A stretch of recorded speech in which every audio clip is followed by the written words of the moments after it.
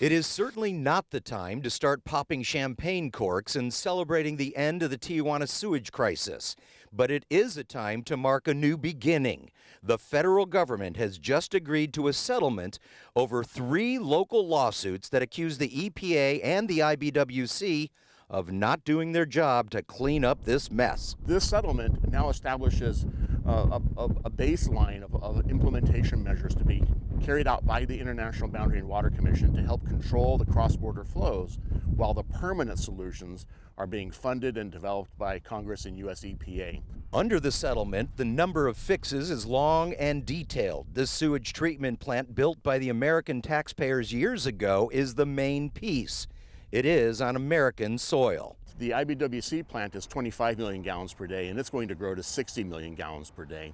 And that will take care of most of metropolitan Tijuana's sewage. And most of that can probably be delivered to the plant by gravity, which saves a lot of electricity and carbon. Also under the EPA's new plan out here, much of that treated water from this plant could be recycled and reused by the people of Mexico, who need it badly. Recycling is an important component of the water portfolio approach for San Diego, and it's going to be as important for Tijuana.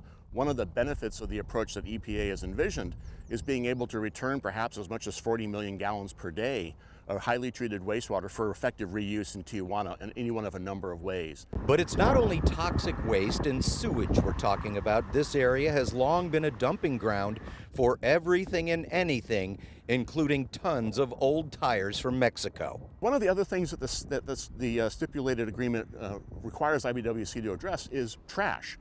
We have long had an issue with trash and tires in the Tijuana River. These are some tires that were removed from the river just recently after the last storms.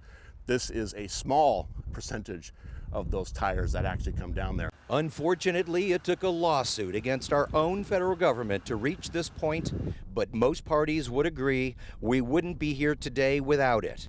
Instead of working against our own government, we can now start working together. We're on the starting blocks for that. We're finally picking up speed and we're finally running in the right direction.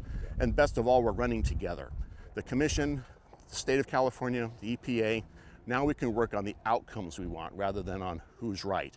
We have an agreement that establishes trust between our agencies, and we take that trust now and invest it in things that work.